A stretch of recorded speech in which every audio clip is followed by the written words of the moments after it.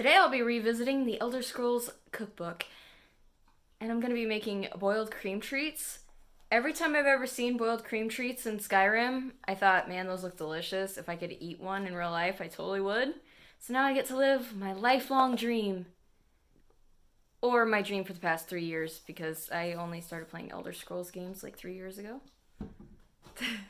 And just to make it perfectly clear, I am not in any way affiliated with Elder Scrolls, or Bethesda, or ZeniMax, although it could be.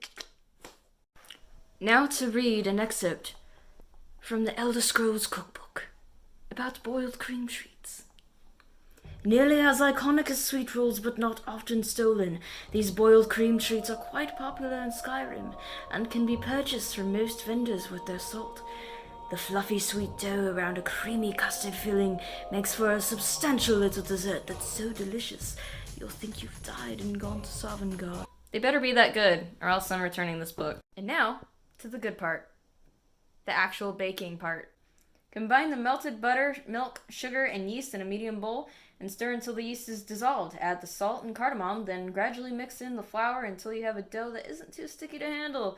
Turn out onto a lightly floured surface and knead for several minutes until the dough bounces back when poked. And you know me, I already prepared it. I gotta mix this beautiful mixture up until the yeast is completely dissolved while I switch hands here like a pro and not drop my camera in the freaking bowl.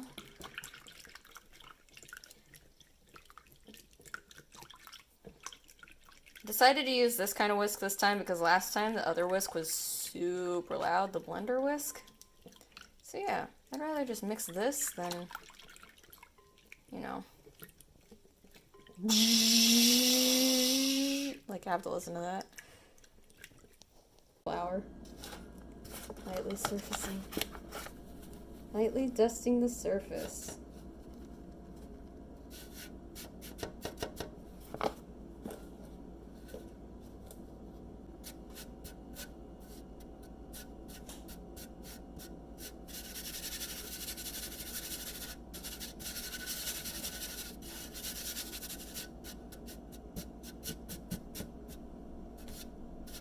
Should make a Khajiit prayer circle.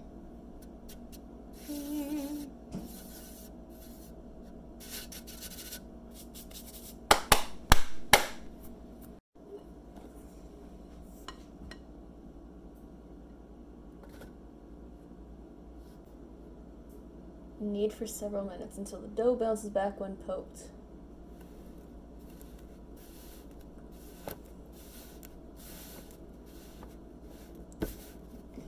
This just reminds me of Play-Doh.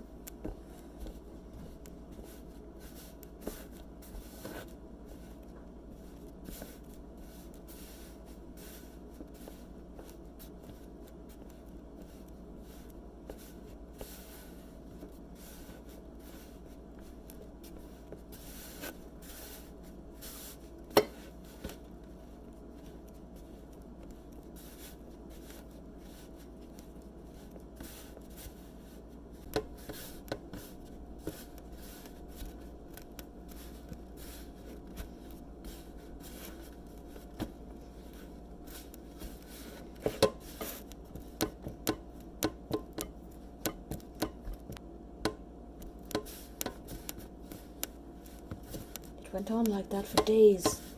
She kneaded the dough and poked the dough, then kneaded the dough and poked the dough, and finally the dough was ready.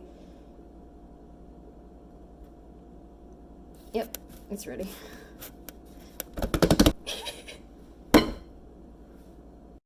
And now I'm gonna cover that with plastic and wait about an hour or so until it's doubled in size, and while I wait for that, I'm gonna do the custard filling.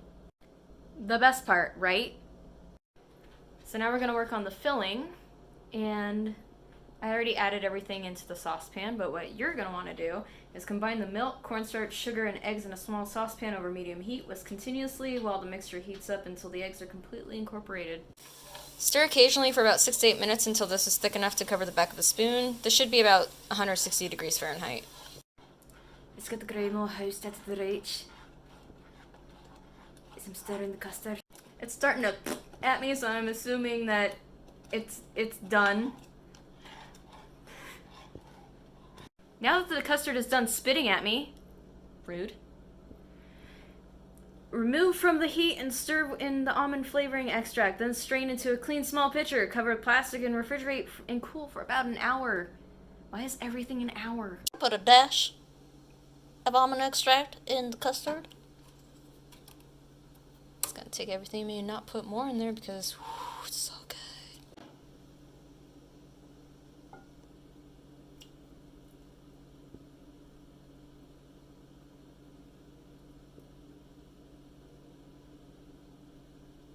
Okay, so it's been about an hour, and the dough has risen. So, once the dough has risen, punch it back down and divide into 10 equal pieces. Shape each of these into a slightly flattened ball and place on a baking sheet lined with parchment paper. Cover with plastic again and allow it to rise for 30 minutes or more until light and puffy. Ooh, the beautiful. I noticed something about this recipe. Nowhere does it say what you preheat the oven to or what you bake these things to, so if you're not a baker, you're gonna have no idea. It's usually 350. Once the buns have risen, using a small glass or your thumb, press down and outward into the middle of each bun to form a hollow indent in the dough. Brush the buns all over with a beaten egg with milk, then pour a little of the custard filling into each indent. Bake for 12 to 15 minutes until the buns are nice and golden brown. I'll be using this to make my indents.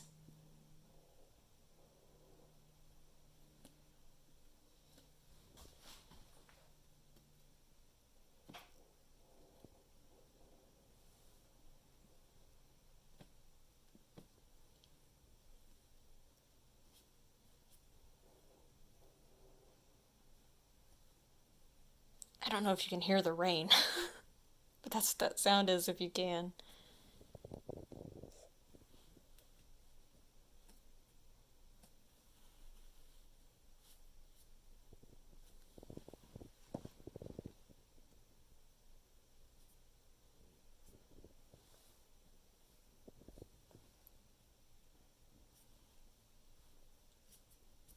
Okay. And now, we wait for 20 minutes. Well, those look tasty. And now, for my favorite part, the taste test. It's pretty good. Not quite what I was expecting, but that's okay. Pleasant surprise.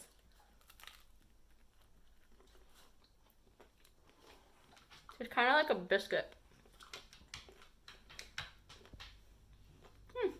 The custard is definitely the best part of the entire thing. So good.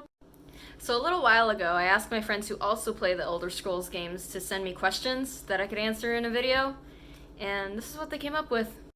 What is your favorite land? My favorite land in the Elder Scrolls Online is Somerset because it's a beautiful island and it has idyllic, beautiful beaches. Also a lot of Yagra, but we'll just ignore that for now. A close second for me is Elsewhere as a whole, both northern and southern Elsewhere, because, you know, dragons. What is your favorite hold in Skyrim? My favorite hold in Skyrim is Solitude. Yes, it has a large Imperial influence, but it's the prettiest of all the holds in my opinion. It's also the safest for your family to grow up in. Who is your favorite character? Well, in Elder Scrolls Online, my favorite character is Darian. And in Skyrim, my favorite character is J'zargo because he's OP and he will always, forever, and always, and forever, and ever, and ever, and ever, and ever be my favorite follower. He's OP and he's sassy. What was your favorite Elder Scrolls Online plot? My favorite Elder Scrolls Online plot was Elsewhere, as a whole, both northern and southern Elsewhere parts. I'm not going to get into details because, you know, spoilers, but it was cool. And I also really liked Greymoor, which is the most recent chapter that they released, not including Blackwood, which is coming out later this year. But Greymoor was also really rad. I really, really liked Greymoor. That was cool. Spoilers ahead for a game that came out 10 years ago.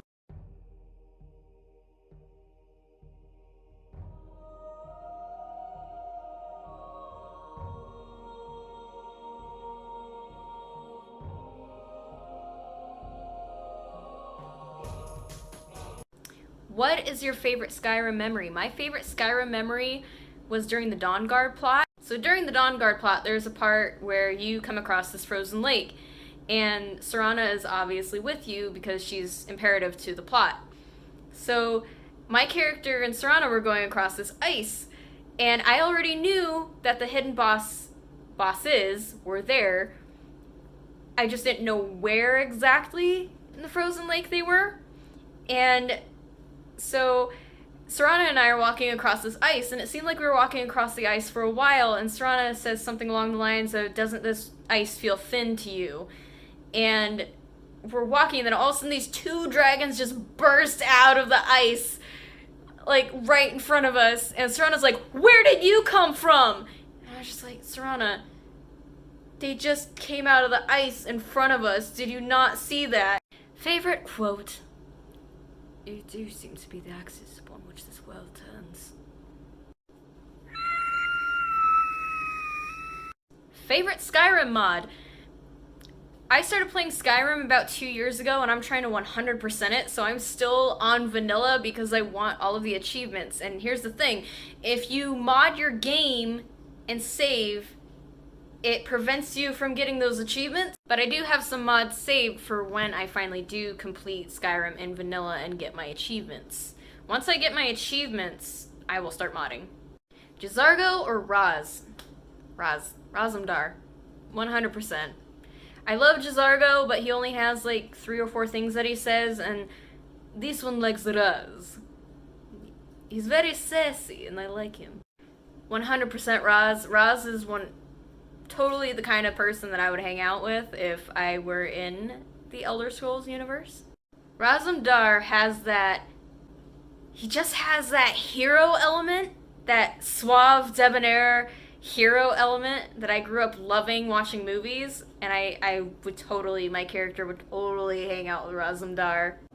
If you absolutely had to choose between Darien or Fëanorian, who would you choose?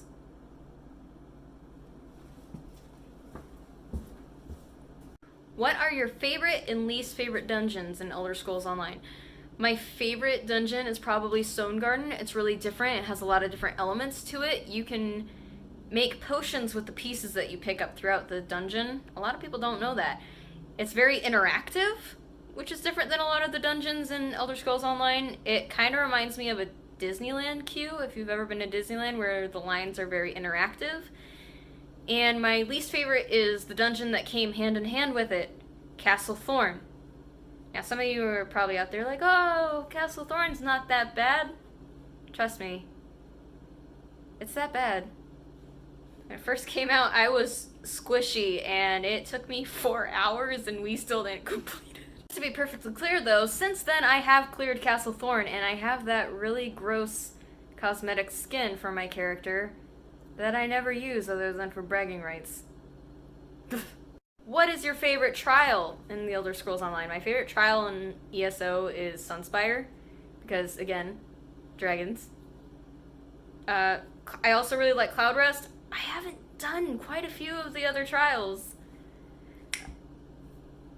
I've been playing for almost 2 years now, and I've only ever done like 3 or 4 trials. Most of these questions are for Elder Scrolls Online. Like, there's only been a few Skyrim questions. There's none for Oblivion or Morrowind, which is funny. Even though I've never played Morrowind. What is your favorite game in the entire franchise? Well, the obvious answer is Smolder Scrolls. Right? Smolder Scrolls, the one that Twitter came out with.